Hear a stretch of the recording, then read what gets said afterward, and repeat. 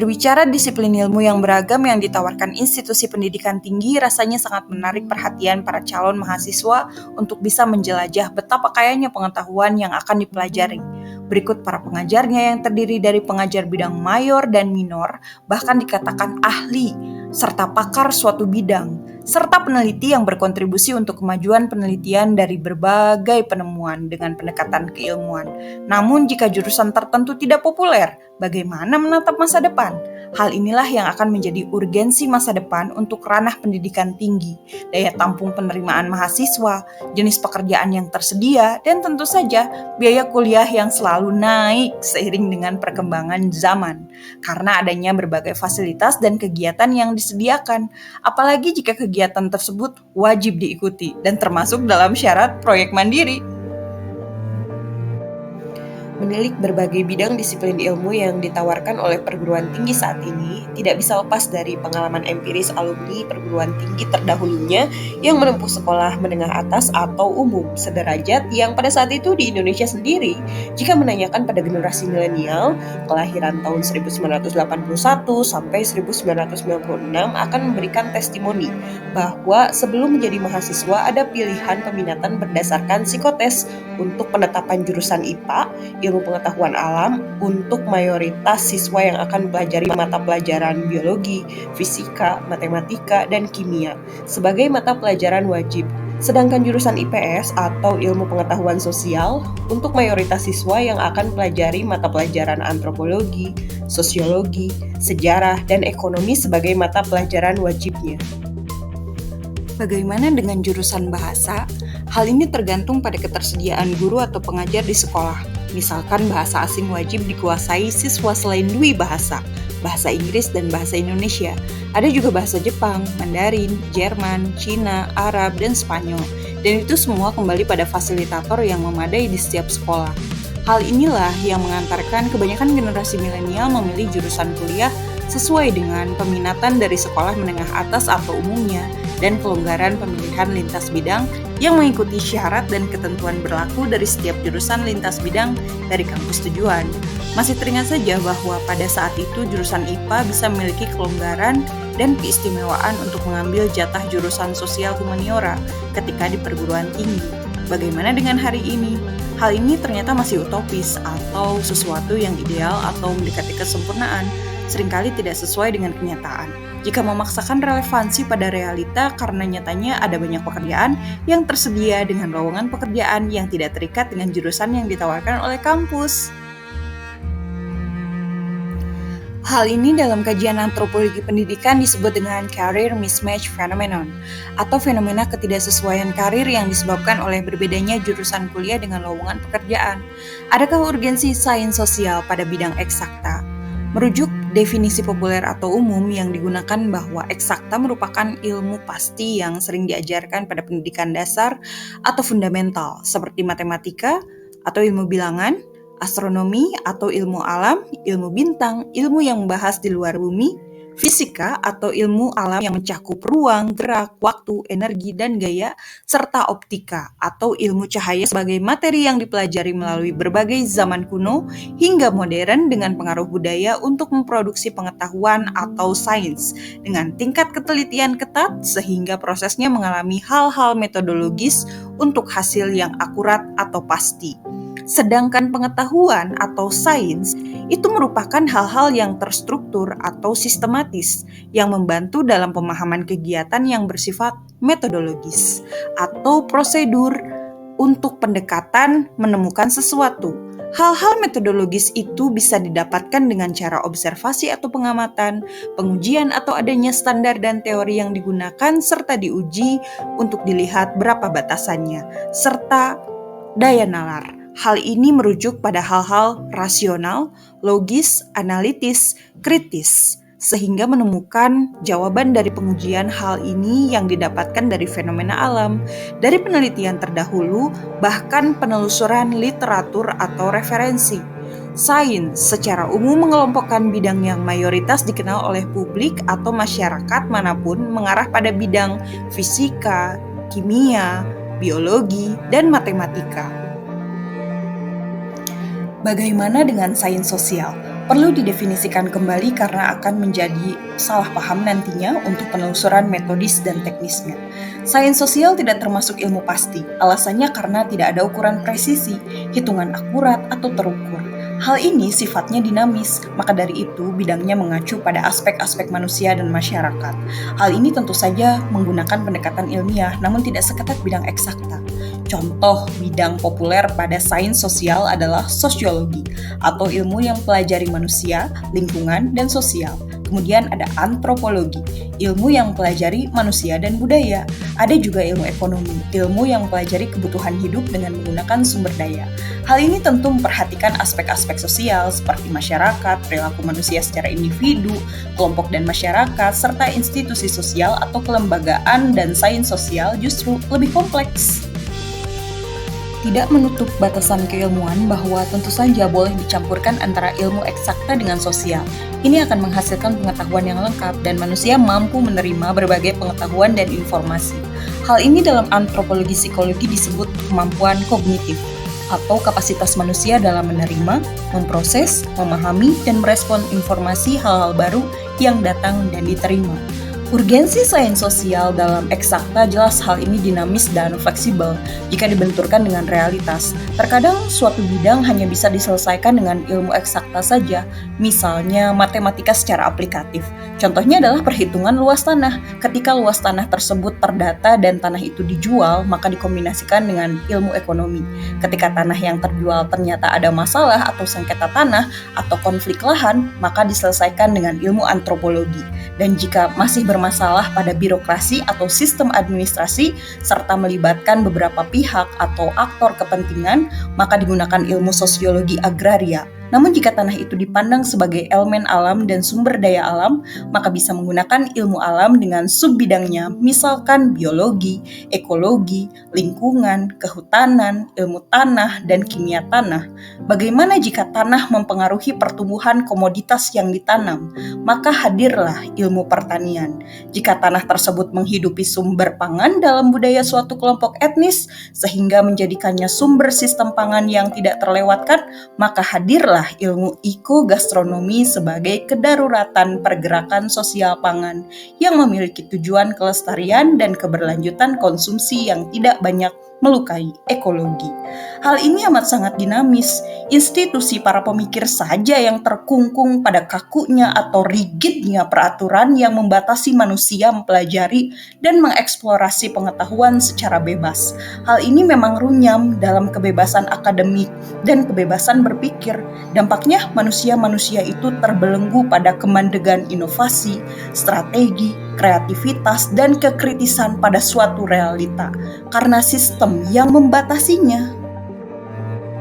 Ditutupnya bidang antropologi di Universitas Kent, Inggris. Hal ini mengejutkan dunia sains sosial akhir-akhir ini adalah kabar buruk bagi bidang antropologi, yaitu ditutupnya muara pengetahuan atau merujuk pada bidang sosial, salah satunya antropologi, dengan sub-bidangnya adalah antropologi biologi, etnobotani, dan antropologi sosial di salah satu kampus di Inggris, yaitu Universitas Kent, di mana peringkat universitas ini merupakan peringkat ke-10 untuk bidang antropologi di Inggris.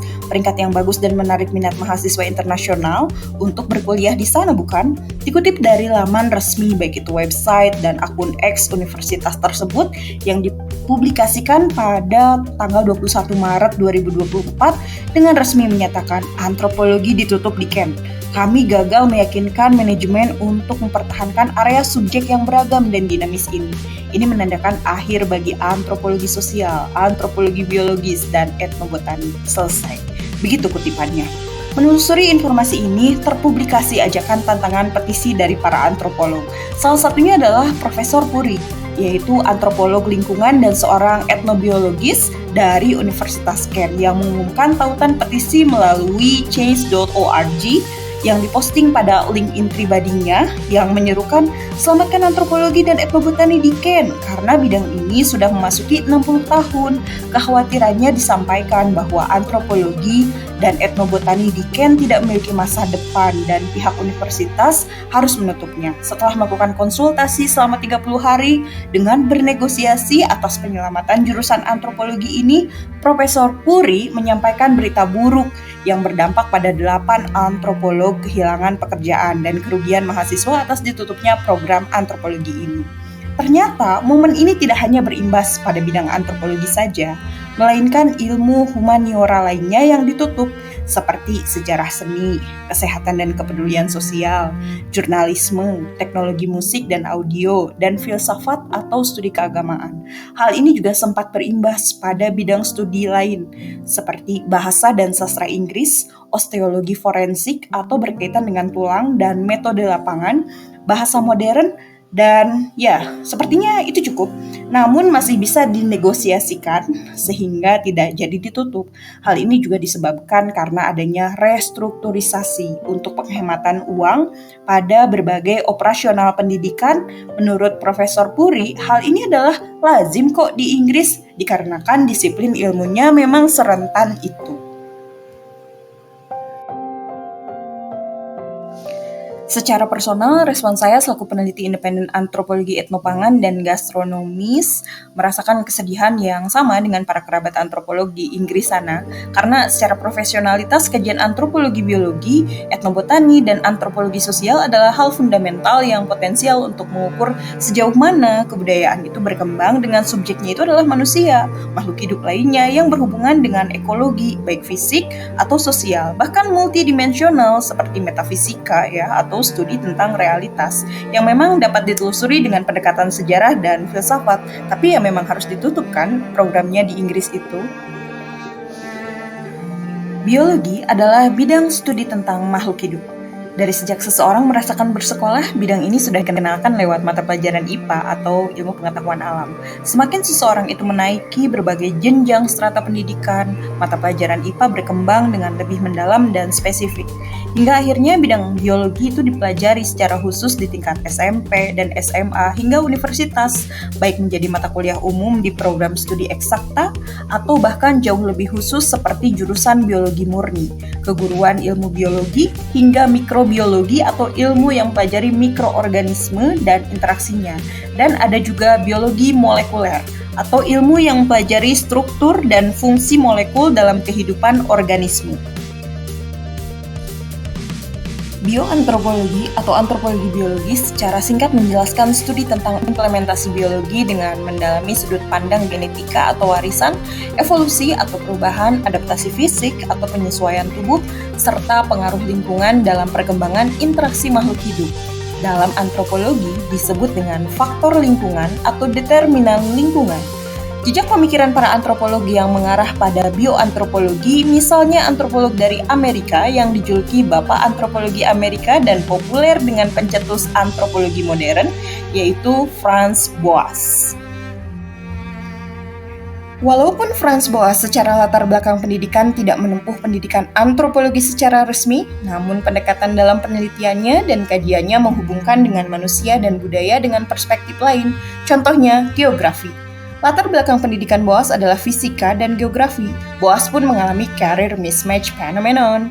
The Mind of Primitive Man adalah karya Boas yang diterbitkan pada tahun 1911 dengan memuat kajian tentang hubungan kecerdasan dan tingkat peradaban yang membuktikan pada dukungan klaim rasialis dan eugenik atau pemuliaan genetik tentang kecerdasan dan ras yang berhubungan dengan lingkungan, gizi, dan pencampuran rasial dalam bentuk mentalitas manusia sebagai penegasan bahwa perbedaan manusia primitif atau kuno dan manusia beradab atau berbudaya tidak signifikan atau bermakna dibandingkan dengan perbedaan antar manusia dan hewan.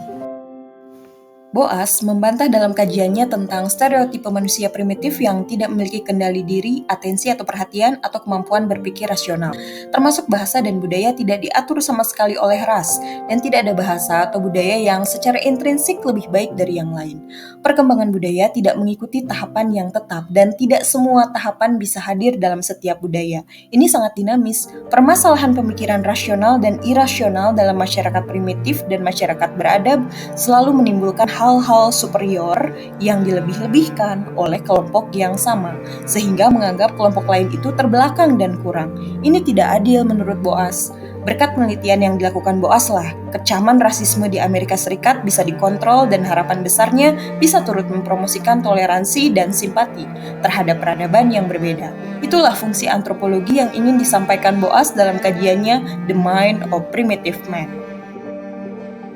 Menyelami bioantropologi dalam kajian antropologi pangan dan gastronomi adalah mengumpulkan jejak empiris historis dari kebiasaan manusia beradaptasi dan bertahan hidup dari sisi konsumsi, dan bagaimana manusia terdahulu beresiliensi terhadap berbagai tantangan ekologis, sosiologis, dan psikologis, sehingga terbentuklah manusia-manusia yang memiliki mentalitas bertahan hidup dalam berbagai kondisi.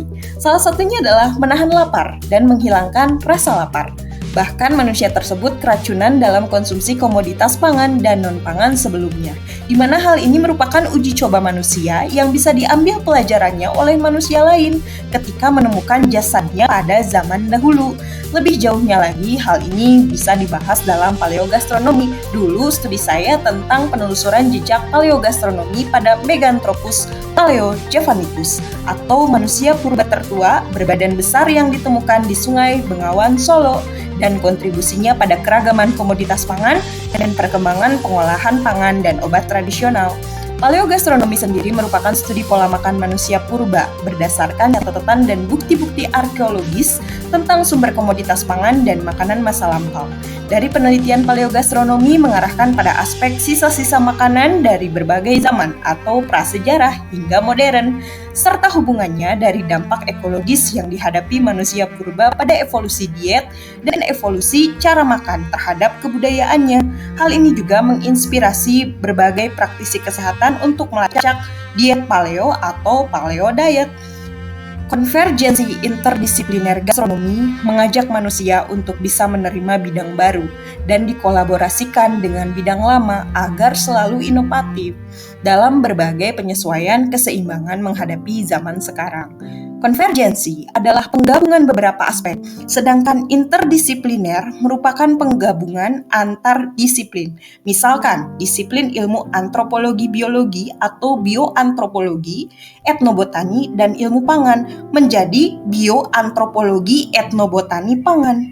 Hal ini harus disambut dengan baik, karena tujuan dari setiap disiplin ilmunya menawarkan banyak hal-hal metodologis dari berbagai pemahaman yang komprehensif dari suatu fenomena yang terjadi serta terdokumentasi oleh para ilmuwan, sehingga manusia lebih siap mengimplementasikan sains eksakta dan sains sosial terhadap kehidupannya nanti, baik dalam keseharian, penemuan, dan perkembangan pengetahuan dengan penelitian, atau mendebatkan hal-hal empiris untuk menemukan solusi terbaik dari berbagai problematika yang dihadapinya.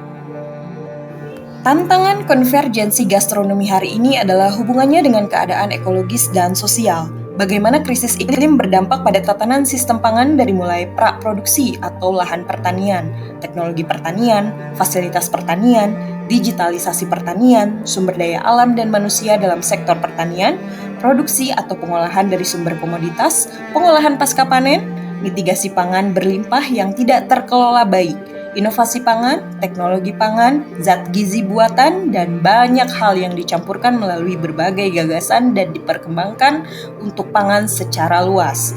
Bagaimana dengan distribusi? Distribusi pun akan menghubungkan dengan armada dari setiap ekosistem, mencakup maritim, darat, udara, dan lintas negara dan benua untuk kebutuhan bisnis, diplomasi negara, bantuan pangan dan sosial, dan monopoli dagang dari komoditas pangan dalam rantai pasok pangan yang menentukan harga pangan.